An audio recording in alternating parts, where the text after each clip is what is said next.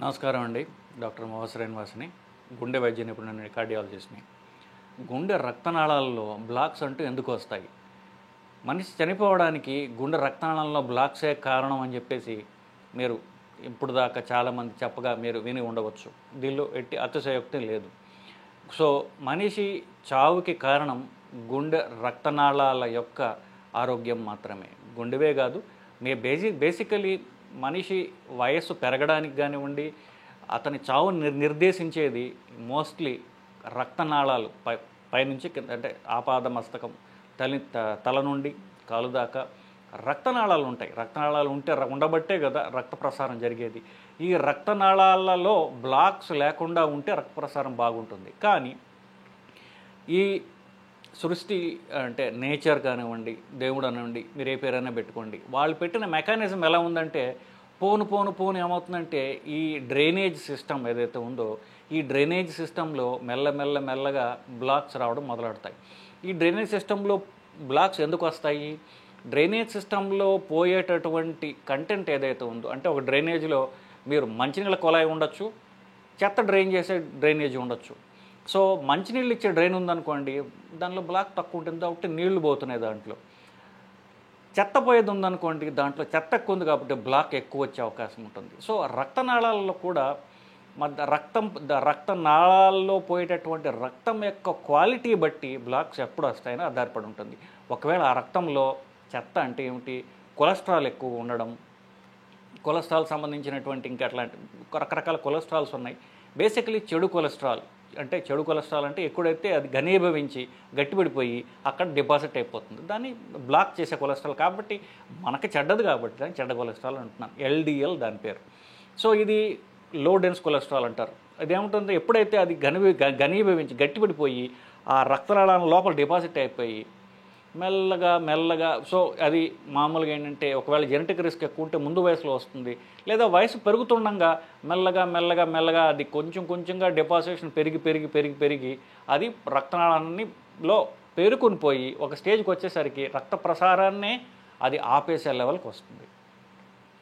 ఇది ఎక్కడ అంటే రక్తనాళంలో 70% కనుక బ్లాక్, ఈ పేరుకుని పోయినటువంటి కొలెస్ట్రాల్ ఉన్నట్లయితే అది రక్త ప్రసారానికి అడ్డుపడడం మొదలవుతుంది. సో అప్పుడు ఎప్పుడైతే రక్త ప్రసారం అడ్డుపడుతోందో, ఆ రక్తనాళానికి ఏదైతే ఏ ఏరియాని సప్లై చేస్తుందో దానికి ట్రాఫిక్ తగ్గడం మొదలెడుతుంది, దానికి ఇబ్బందులు రావడం మొదలెడతాయి. సో ఈ బ్లాక్ రావడం నిజానికి 3 మెకానిజమ్స్ ద్వారా వస్తుంది. ఒకటి ఇప్పుడే మీకు చెప్పాను, రక్తనాళంలో కొలెస్ట్రాల్ పేరుకొని పోవడము. ఇది మెల్లగా సంవత్సరాల తరబడి వచ్చేది తప్ప ఒకే రోజు వచ్చేది కాదు. సో ఇది మెల్లమెల్లగా కొన్ని సంవత్సరాలు, కొన్ని ఏమంటారంటే దశాబ్దాల పాటు మెల్లమెల్లగా పేరుకొని పోతుంది. రెండవ పద్ధతి రక్తం గడ్డగట్టి ఎక్కడ పడితే అక్కడ పేరుకొని పోవడం. సో మామూలుగా లిక్విడ్గా ద్రవ పదార్థంగా ఉండేటటువంటి రక్తం ఏదైతే ఉందో అది గడ్డలు కట్టి ఎక్కడ పడితే అక్కడ దాన్ని బ్లాక్ చేయడం. ఎస్పెషల్లీ చిన్న రక్తనాళాలు ఉన్నాయనుకోండి, ఈ రక్తం గడ్డపోయి బ్లాక్ చేయడం జరుగుతూ ఉంటుంది. ఇది అంటే రక్తం పల్చగా ఉండేటటువంటిది ద్రవ పదార్థం రక్తాన్ని గడ్డలుగా చేసేటటువంటి ఒక విష పదార్థం ఏదో శరీరంలోకి ఎంటర్ అయిందనుకోండి. కామన్గా ఏంటి అది, సిగరెట్ స్మోక్లో ఉన్నటువంటి విషం ఏమిటి, కార్బన్ మోనాక్సైడ్. ఈ కార్బన్ మోనాక్సైడ్ అంటే విష పదార్థం ఏం చేస్తుంది, దాని వలన ఆక్సిజన్ తగ్గిపోయి కార్బన్ డైఆక్సైడ్ పెరిగిపోయి ఈ రక్తనాళం లోపల ఈ వాల్ని డ్యామేజ్ చేయడమే కాకుండా ఈ రక్తాన్ని గట్టి పడేట్టుగా చేస్తుంది అది. సో ఆ రక్తం గడ్డగట్టి అది ఒకవేళ రక్తంలో కొలెస్ట్రాల్ లేకపోయినా, అంటే ఫర్ ఎగ్జాంపుల్ తక్కువ వయసులో ఎవరికైతే హార్ట్ అటాక్ వస్తుందో వాళ్ళకి కొలెస్ట్రాల్ పేరుకుని పోయే టైం లేదు కదా. సో అది కొలెస్ట్రాల్ ఉండదు అక్కడ, రక్తమే అంత పెద్ద గడ్డ పోయి బ్లాక్ చేస్తుంది అనమాట.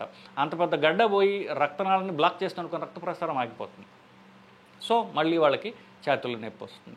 సో ఈ 2 పద్ధతులు. మూడో పద్ధతి ఏంటి, ఈ రెండింటి కాంబినేషన్. ఆ 2 కాంబినేషన్ ఇప్పుడు వస్తుందంటే, ఇప్పుడు రక్తంలో కొలెస్ట్రాల్ పేరుకుని పోయి కొన్ని ఏళ్ళు పేరుకుని పోగా ఏమవుతుందంటే ఆ పేరుకుని పోయినటువంటి ఆ గొప్ప ఏంటంటారంటే ఒక కుప్పలాగా ఉంటుంది రక్తనాళం లోపల, అది చిన్న డ్యామేజ్ వస్తుంది. దానికి డ్యామేజ్ వచ్చి రావడంతో ఏమవుతుందంటే ఈ రక్తనాళం దాన్ని రిపేర్ చేయడానికి ట్రై చేసేటటువంటి ఆ క్రమంలో చిన్న ఈ ప్లేట్లెట్స్ని, ఆ రక్తం గడ్డ చిన్నది దాన్ని ముయ్యాలి.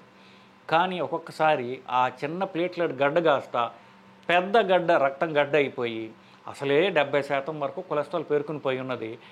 దీన్ని రిపేర్ వర్క్ చేస్తే ఏమవుతుంది, రిపేర్ వర్క్ మొత్తం అంతా బ్లాక్ చేసేస్తుంది అనమాట.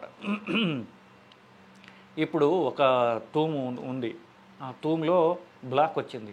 బ్లాక్ క్లియర్ చేయమని మనిషిలో లోపల పెట్టామనుకోండి, అతను దాన్ని క్లియర్ చేయడం అతని వల్ల కావట్లే. బ్లాక్ ఏదైతే ఉందో దాన్ని రిపేర్ వర్క్ చేస్తూ దానిపైన ఇంకొన్ని 2-3 ఇటుకలు పెట్టాడు అనుకోండి, అసలే ఇప్పుడు దాకా బ్లాక్ అయిపోయి ఉంది, దీన్ని రిపేర్ వర్క్ అని చెప్పేసి అతను 2-3 ఇటుకలు పెట్టాడు అనుకోండి, మొత్తం అంతా బ్లాక్ అయిపోతుంది. ఇదే పద్ధతి. మూడో పద్ధతి, వీటిల్లో కామన్గా తక్కువ వయసులో ఉన్న వాళ్ళల్లో సిగరెట్ స్మోక్ చేసే వాళ్ళలో ఎస్పెషల్లీ పూర్తిగా రక్తం గడ్డగట్టడం జరుగుతూ ఉంటుంది. దానివల్ల మొత్తం అంతా పూర్తి రక్తం గడ్డ మాత్రమే ఉండొచ్చు. రెండవ కామన్ కాజ్ ఏంటంటే కొలెస్ట్రాల్ ఉంటుంది, దాని రిపేర్ వర్క్ చేయబడి కొలెస్ట్రాల్ మీద, అంటే కొలెస్ట్రాల్ 70% బ్లాక్ ఉంది కదా, అది సడన్గా ఈ పూర్తి బ్లాక్ అయిపోయి హార్ట్ అటాక్ లాగా వస్తుంది. అంటే ఏమిటి, అది ఎప్పుడు 70%, 100% అవుతుందో చెప్పడం కష్టం. బట్ ఎప్పుడో మనకు తెలియకుండా ఈ లోపల పట్టుకుని చెత్త కుప్ప మీద చిన్న ప్రాబ్లం వచ్చి శరీరం దాన్ని రిపేర్ చేద్దాం అనుకుని పొరపాటున ఎక్కువ రిపేర్ చేసేస్తుంది. సో అది పూర్తిగా బ్లాక్ అవుతుంది. ఇది రెండో కామన్ బ్లాక్. బేసికల్లీ మనకి 2 తెలుస్తున్నాయి, రక్తం గడ్డగడుతుందా, కొలెస్ట్రాల్ పేరుకుని పోతుందా. ఈ రెండు పద్ధతులు బేసికల్లీ. సో రక్తం గడ్డడం సింపుల్, స్మోకింగ్ ఆపేస్తే రక్తం గడ్డడం తగ్గిపోతుంది. సో అది సింపుల్ మెకానిజం, దాని గురించి ఇంతకంటే తెలుసుకోవాల్సిన అవసరం లేదు. స్మోకింగ్ ఆపేస్తే రక్తం గడ్డగట్టడం తగ్గుతుంది. రక్తం పలచబడేటటువంటి మందులు వేసుకోవాలి స్మోకర్సు. వేసుకున్నట్లయితే రక్తం పలచబడి ఈ రక్తం గడ్డగడ్డే తత్వానికి విరుగుడుగా మనకు ఉంటుంది. ఇకపోతే రెండోది కొలెస్ట్రాల్. సో కొలెస్ట్రాల్ పేరుకొని పోతుంది కాబట్టి కొలెస్ట్రాల్ తగ్గించే మందులు వేసుకున్నట్లయితే ఉన్న పేరుకొనిపోయిన కొలెస్ట్రాల్ని మనం ఏం చేయలేము, అది ఆల్రెడీ గడ్డగట్టేసి అక్కడ ఉంది. కొత్త కొలెస్ట్రాల్ పేరుకొని పోకుండా దాని మీద పడకుండా చూడగలం తప్ప ఆల్రెడీ ఉన్నటువంటి బ్లాక్ని కరిగించే మందులు ఇప్పుడు దాకా మనకు లేవు. కాబట్టే దానిలో మేము వైరు వేసి బెలూన్ల సహాయంతో ఆ బ్లాక్ని పగలగొట్టాలి తప్ప దాన్ని కరిగించేటటువంటి మందులు ఇప్పుడు దాకా లేవు. రక్తం గడ్డ కరిగించే మందులు ఉన్నాయి, దానికి రక్తం గడ్డ కరిగించే, రక్తం పలచబడేటటువంటి ట్యాబ్లెట్లు, ఇంజక్షన్లు కూడా ఉన్నాయి. కానీ కొలెస్ట్రాల్ పేరుకునిపోయినటువంటి కొలెస్ట్రాల్ పగలగొట్టేటటువంటి, ఆ బ్లాక్ని తీసేటటువంటి, కరిగించేటటువంటి మందులు ఇప్పుడు దాకా లేవు. దానికి బెలూన్ సహాయంతోనే మనం మొత్తం పగలగొట్టి క్లీన్ చేసి అప్పుడు స్టెంట్ వేయాల్సిన అవసరం ఉంటుంది. ఇకపోతే ఈ కొలెస్ట్రాల్ బ్లాకు రక్తనాళంలో పేరుకుని పోయింది కదా, దానికి ఈ స్టెంట్లు లేకుండా మేము సహజ పద్ధతుల్లో మేము చేస్తాము, చెన్నైలో ఏదో ఒక ఇంజక్షన్ బయలుదేరింది, లేకపోతే అవి తినండి, ఈ ఆకులు తినండి, ఈ కషాయాలు తాగండి, ఇవన్నీ చేస్తే మీకు ఈ రక్తనాళంలో దశాబ్దాల తరబడి పేరుకుని పోయినటువంటి దాని మీద ఇంకా కాల్షియం కూడా పట్టి రాయిలాగా అయిపోయినటువంటి బ్లాక్ కరిగించేస్తాము అని ఎవరన్నా చెప్తే మీరు నమ్మకండి. అది కరిగించేటటువంటిది కాదు, ఇది ఇంపాసిబుల్. అది మందుల ద్వారా కరిగించేటటువంటి టెక్నాలజీ ఇప్పుడు దాకా లేదు. అది ఒకవేళ నొప్పి తగ్గుతుందంటే అర్థం ఏంటంటే మీరు ఎక్సర్సైజ్ ద్వారా ఆ గుండెకి మెల్లమెల్లగా ఈ బ్లాక్ ఉన్నా కూడా రక్త ప్రసారం పక్క నుంచి పోయి ఎలాగోలాగా గుండె అడ్జస్ట్ అయ్యేటటువంటిగా చేయొచ్చు. మెల్లగా ఎక్సర్సైజ్ చేస్తూ మందుల ద్వారా దాన్ని అడ్జస్ట్ చేయొచ్చు తప్ప ఉన్న బ్లాక్ని మాత్రం మనం తీసేయలేము. సో దీంట్లో న్యాచురల్ పద్ధతుల ద్వారా చేసుకోవాలి అంటే మందులు అయితే లేవు. న్యాచురల్ పద్ధతుల ద్వారా ఎలా వస్తాయంటే మెల్లగా మనం ఎక్సర్సైజ్ చేస్తూ ఉంటే ఆ గుండె ఏం చేస్తుందంటే ఈ బ్లాక్ని నేను కరిగించలేను, కానీ ఇప్పుడు నాకు డిమాండ్ ఎక్కువ ఉంది, రక్త ప్రసారం అవతల అవసరం, ఎందుకు ఎక్సర్సైజ్ చేస్తూ అన్నాడు. సో గుండెకి మనం పని పెంచాలి, లేకపోతే ఆ పని చేయలేడు మనిషి. కాబట్టి గుండె ఏం చేస్తుందంటే ఆల్టర్నేట్ పద్ధతి గుండా ఇది బ్లాక్ అయిపోయింది కాబట్టి కొత్త రూట్ తయారు చేసుకుంటుంది. గుండె కొత్త రక్తనాళాలను తయారు చేసి మళ్ళీ అక్కడ రక్తం అందించే ప్రయత్నం చేస్తుంది. అది ఎప్పుడు వస్తుంది, డిమాండ్ ఉండాలి, అంటే ఎక్సర్సైజ్ చేయాలి. ఎక్సర్సైజ్ ఉన్నప్పుడు ఈ బ్లాక్ని కరిగించకుండా కొత్త రక్తనాళాలు ఫామ్ అవుతాయి. కొత్త రక్తనాళాల పేర్లు కొల్లాటరల్స్ అంటారు. సో ఆ కొత్త కొల్లాటరల్స్ డిమాండ్ ఉంటే గుండె తయారు చేస్తుంది, అంటే ఎక్సర్సైజ్ ఉంటే తయారు చేస్తుంది తప్ప కూర్చుని నేను మందులు వేసుకుంటా, ఆ కషాయాలు తాగుతా, లేకపోతే ఇంకేదో థెరపీలు ఉన్నాయి, ఇంజక్షన్లు ఇస్తున్నారు అని వాట్సాప్లో సంవత్సరాల తరబడి ఒక మెసేజ్ సర్క్యులేట్ అవుతుంది. చెన్నైలో ఏదో హాస్పిటల్లో ఈ థెరపీ ఉంది, కీలేషన్ థెరపీ అని ఉంది, ఇవన్నీ ఒట్టి బూటకం మాటలు. మీ నుండి వాళ్ళు అబద్ధాలు చెప్పి డబ్బులు దండుకుంటున్నారు తప్ప ఇది యాంజియోగ్రామ్ చేస్తే తెలుస్తుంది. పోనీ అలా చేసుకున్న తర్వాత యాంజియోగ్రామ్ చేసుకొని చూసుకోండి. మీరు ఏ యోగా చేసుకునో మీరు యాంజియోగ్రామాలు చేసి చూసుకోండి. ఎట్టి యోగాసనాలు వేసినా, మీరు యోగాలు చేసినా, ప్రాణాయామాలు చేసినా, మందులు తిన్నా, అలోపతి కానటువంటివి యాంజియోగ్రామ్ చేసి చూసుకోండి. మీకు అది ఛాలెంజ్. సో కరిగింది అని అంటే యాంజియోగ్రామ్ చేసి చూసుకోండి. యాంజియోగ్రామ్లో అది కరిగిపోతే అప్పుడు కరిగినట్లు లెక్క. చాలామంది నా దగ్గరికే వచ్చారు. మేము ఆ యోగా గురువు గారు చెప్తే యోగా చేసాం, ఇప్పుడు నాకు నొప్పి లేదు, పూర్తి తగ్గిపోయింది, అన్ని పనులు చేసుకుంటున్నా, యాంజియోగ్రామ్ చేసి చూడు, ఒక మీకు అక్కర్లేదా కరగదు అని చెప్పినా కూడా కాదన్నాడు. చేసి చూసాం, ఎక్కడికి పోదు, బ్లాక్ అలాగనే ఉంటుంది. మీరు యోగా చేసుకుంటే కొల్లేటరల్స్ ఫార్మ్ అవుతాయి. ఎక్సర్సైజ్ యోగాని కాదు, ఎనీ ఎక్సర్సైజ్ చేసినప్పుడు కొత్తగా కొల్లేటరల్స్, కొత్త రక్తనాళాలను గుండె ఫామ్ చేస్తుంది. ఈ బ్లాక్ను వదిలేసి ఆల్టర్నేట్ రూట్ గుండా మీకు ఆ అవతల భాగానికి రక్త ప్రసారం అందించే ప్రయత్నం చేస్తుంది. సో దానికి ఎక్సర్సైజ్ అవసరము.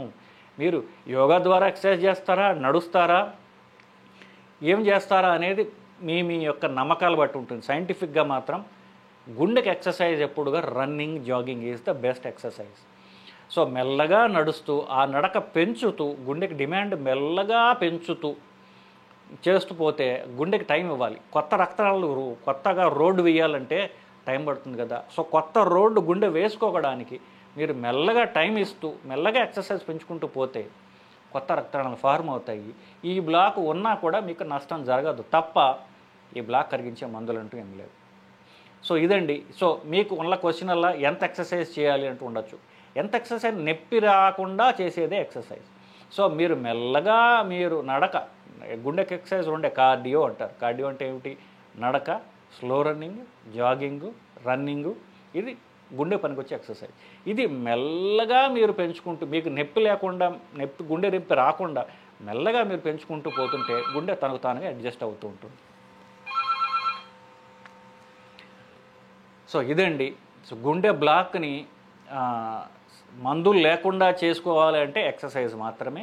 ఒట్టి ఎక్సర్సైజ్ చేసుకునే గుండె బ్లాక్ కరిగించుకోవడానికి అనుకోవడం కూడా అమాయకత్వమే. ఎందువల్ల మీరు చేయాల్సిన ఎక్సర్సైజ్ చేయండి, కొత్త గుండె కొలెటరల్స్ ఫార్మ్ అయ్యే టైం ఇవ్వండి. కానీ ఇక్కడ కొలెస్ట్రాల్ పెరగకుండా, ఈ బ్లాక్ పెరగకుండా కొలెస్ట్రాల్ మందులు వేసుకోవడం, దీని పక్కనే పోయే రక్తం గడ్డ కట్టకుండా రక్తం పలచబడేటటువంటి మందులు వేసినట్లయితే ఈ కొలెస్ట్రాల్ కంట్రోల్లో ఉంటుంది. పోయే రక్తం పలసగా ఉండటం వల్ల అది గడ్డలు కట్టదు, దీన్ని కూడా బ్లాక్ చేయదు అది. సో రక్తం పలసబడే మందులు, కొలెస్ట్రాల్ మందులు వేసుకుంటూ మీరు ఎక్సర్సైజ్ చేసినట్లయితే అది పర్ఫెక్ట్ ట్రీట్మెంట్ అవుతుందండి. సో ఇది టూకీగా నేను చెప్పదలుచుకునేది. ఇంకా మీ క్వశ్చన్ ఉన్నట్లయితే కనుక మీరు కామెంట్స్ రూపంలో తెలియజేస్తే మనం దాని గురించి మరి కొత్త వీడియో చేసి మీ క్వశ్చన్లకి ఆన్సర్లు ఇచ్చే ప్రయత్నం చేస్తానండి. నమస్కారం.